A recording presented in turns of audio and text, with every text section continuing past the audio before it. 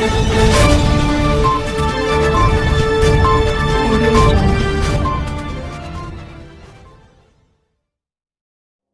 आदाब, आप देख रहे हैं न्यूज़ 53। शमशाबाद के इलाके कोटवालगुड़ा में खौफनाक सड़क हादसा।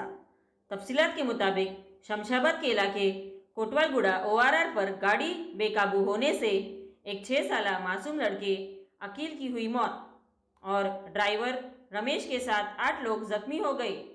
कार का ड्राइवर रमेश ये सभी लोगों को यादगिरी गुट्टा मंदिर दर्शन के लिए ले जा रहा था। अना ऊदिपिచ్చిరా